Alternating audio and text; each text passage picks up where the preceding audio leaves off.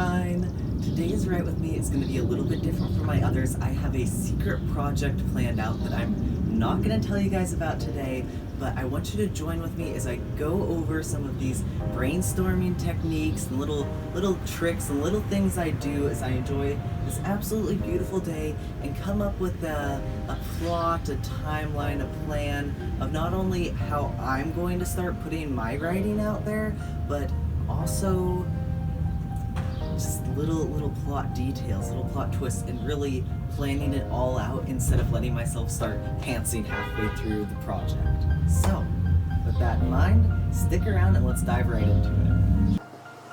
The first thing is I always love to brain dump and just write everything down by hand. Of course, you can do all of this on your computer, but for me, it's a lot easier just to sit with a pencil and paper outside, enjoy the breeze, enjoy the sunshine, and really just let anything that's in my brain get out. These are tips that I use when I'm feeling mentally constipated, like I have this thought, I have this plot, I have this story that I just really need to get out of myself, but can't seem to express right, can't seem to make all of the ideas come together. And when I feel like that, there's two things I do. One is exercise. I exercise. I'll do sit-ups and push-ups and go for runs and walks until I've had enough free time where I physically can't be doing anything else. I can't be watching any videos. I can't be listening to anything until I've just thought completely through it. And that's one of the most important things. But if I cannot get myself to think through everything, then I'll start writing what I don't want the project to be. Things like, I don't want it to be a time suck that feels frustrating to me and sees no results. I don't want it to be a half-assed attempt with like a lot of little mistakes throughout it, or even things as simple as, I don't want it to be a love triangle. I hate reading love triangles. I think they're the most ridiculous, but that's just me. Plenty of people love love triangles. So write down what you don't want. I know whenever I try to write a book about or that takes place in a school system, I cannot finish writing it. I only went to high school for 1 year because I hated it, so I went to college instead. So if I set something in college, yeah, sure, I can write it. If I set it in high school, I'm not getting through that book. High school was rough enough as it was.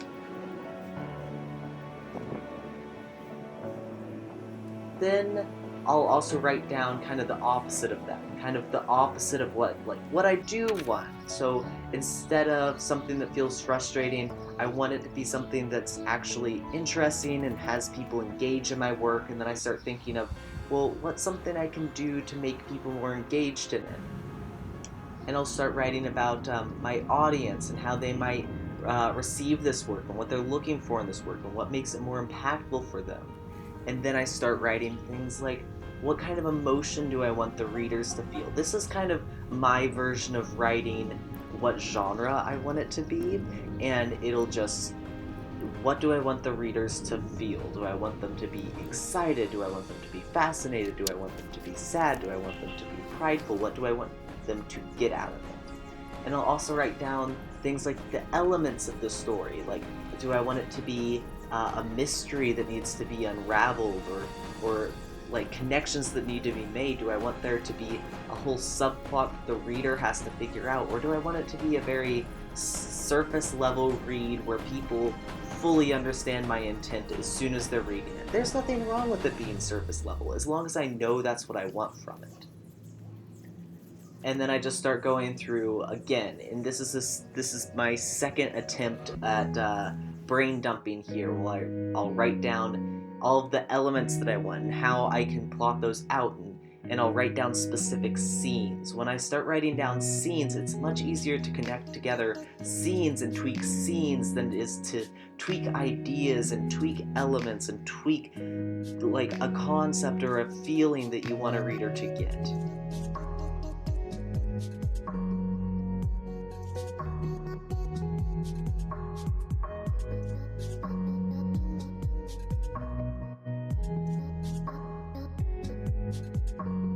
Another thing that really helps me out is to be doing something else at the same time as when I'm thinking, and just have a piece of paper down to write down my ideas. I thrive off of having time to think. I love thinking. I get criticized about how much I'm in my head. So when I'm cooking something, I don't go off of a recipe, I go off of what feels right. And the whole time I'm going over, I'm writing down what I'm thinking about. I'm not thinking about cooking. I know how to cook pasta. I know how to make pasta taste pretty good. I'm not going to screw it up that bad. I'm thinking about my book the whole time, and I'm thinking about this, and I'm thinking about that. When I'm at work, I'm thinking about, what if my characters were in this situation right now? Like, what would get my characters to work retail? What would get my characters to work construction? What if my characters met up doing this? And these aren't books about day-to-day life. These aren't books about working construction or retail. These are just things that, how would it be if my serial killer ended up working at a construction facility? Like, how would everyone else be reacting? How would he be reacting to this moment? How would they be reacting to working retail?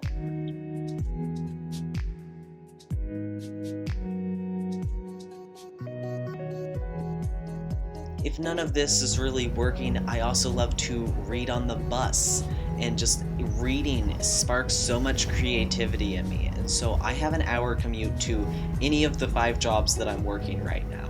And so that means that no matter what day of the week it is, I'm always reading at least on my way to work, at least 1 hour a day. And so I read so many books that way. And then lastly, after you've gone through and written everything out, and written out this and that and all of the different subplots and ideas, and put everything down on paper, that's when I like to transfer it onto my computer, consolidate my ideas, list them out in an organized way, because that makes me rethink through them all, reconsider them all. And then when I'm typing it up, it's so much easier to edit what comes first, what comes second, what would lead from this to that. But the biggest part about writing is just writing. It is just thinking. It is just getting ideas out there and getting creativity from somewhere. So I hope that this helps spark a little creativity in you, helped you with your plotting efforts as we go into July, into National Novel Writing Camp Month thing, which is where I have written 4 novel-length works.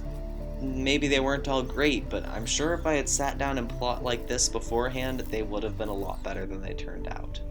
So with that, have a great rest of your day, and I'll see you guys soon. Bye-bye! Cake. Cake. Cake, come here.